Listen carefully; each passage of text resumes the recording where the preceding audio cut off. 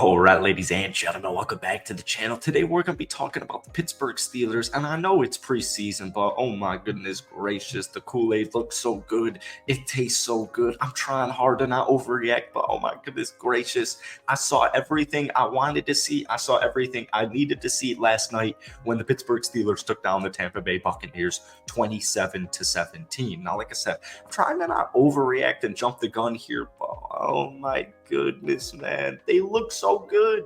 We'll start it off obviously with Kenny Pickett, who looked unbelievable. Now, he, along with most of the starters, only played one drive, the first possession of the football game. Kenny Pickett in that drive, 6 of 7, 70 yards, and a 33-yard touchdown pass to who? George Pickens. Now, we said last year that George Pickens and Kenny Pickett had immediate chemistry, immediate connection when Kenny was placed in as a starter a couple of weeks into the regular year, which I think was a sign for things to come because Kenny Pickett was not QB1 in preseason. He was not QB1 in training camp. He was not QB1 in the first couple of games of the regular season. And we saw that immediate chemistry when he was placed into the starting lineup with George Pickens. And George Pickens' sophomore breakout campaign, I think it's going to happen. And a lot of Steelers fans, a lot of NFL fans would agree with that statement. George Pickens looking to get a more versatile route running tree. But we're going to see a big season. We're going to see over 1,000 yards, in my opinion, if George Pickens plays most of the season. But nonetheless, Kenny Pickett, we know, like the Steelers, they have great defense. They have great offense. There are a lot of threats on the offensive side. Broderick Jones, new addition, pick number 14 from Georgia. He looked great last night. They have a revamped offensive line. They have some new threats. They have a running game. They've got tight ends. They've got the receivers. We know it's going to come down to Kenny Pickett, but last night he looked locked in. He looked in control. He looked perfectly poised. I loved his body language. I love his attitude. He's the leader of this football team. And I think last night, even though we saw only 7 passes, Kenny Pickett, man, it's hard to not buy in. Even if you're an NFL skeptic, if you're a non-Steelers fan and you're skeptical of Kenny Pickett, I think it's going to be really hard to not buy in just probably 2 months from now. Kenny Pickett, a couple of games into the regular season, things are going to go good, in my opinion. Now, it is a young quarterback, so there's going to be mistakes. There's going to be some hiccups. But for the most part, I think Kenny Pickett, for his second season, for first full season as a starter this upcoming year, I think he's going to do great.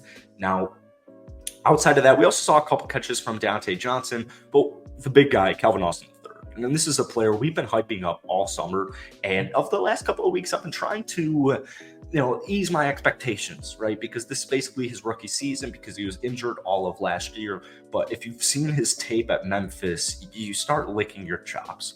And he can run the ball, he can catch the ball, he can play special teams, but he's extremely fast. And we know with Matt Canada, we want as creative as an unpredictable offense as you possibly could have, right? Calvin Austin III, you're going to see a lot of action with him just running the football. But we also saw that deep ball. Now, unfortunately, that wasn't Kenny Pickett. It was Mason Rudolph, but a 67-yard catch from Calvin Austin that resulted in a touchdown. So at the end of the day, we saw 2 rushes for 23 yards, along a 17. We saw 2 catches for 73 yards, that 67-yard touchdown catch. We also saw 4 targets in total. Calvin Austin III, just a guy you have in your back pocket that really will help your offense get from let's say just on paper, I think the Pittsburgh Steelers offense will probably hover around 8 to 12. Well, Calvin Austin III can bump that up from a good offense to a really, really good offense. This is a huge playmaker. He's a huge threat. And the fact that I have, like I said, my 3-headed monster at running back, my 2-headed monster at tight end, my revamped offensive line, and Kenny Pickett at the helm at QB1, well, now I have Deontay Johnson, I have George Pickens, I have new addition Allen Robinson, and Calvin Austin III. I mean, the Pittsburgh Steelers on paper, in theory, right now have everything you possibly could need for a deep playoff run. I'm sure you guys have seen the comparisons. I'm sure you've seen it just with your eyes alone. Calvin Austin III, very, very reminding of Tyreek Hill. Very reminding. Very, It's crazy. Like I said, not trying to get too far ahead of myself, but the reoccurring theme I think we're going to see here with the Steelers, because you saw a lot of you see a lot of veterans coming in. Allen Robinson on the offense, Isaac Seumalo coming on the offensive line, defensively, guys like Patrick Peterson, right, the new linebacker unit.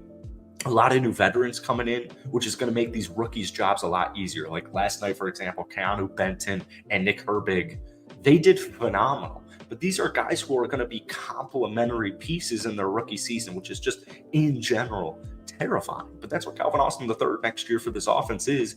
It's the perfect complementary piece to an already loaded offense. Now, finally, the last guy I want to talk about on the offensive side of things, actually, we forgot to even really do the intro. If you guys enjoyed this video, be sure to hit the like button, hit that sub button for daily NFL content. I post a bunch of Steelers videos every single week. Steelers fans, I love you guys so much. You bless every video I post. If you try and get this video to 500 likes, that would mean the world to me. Lastly, Anthony McFarland Jr. I'm just so glad they moved on from Benny Snell and went with Anthony McFarland.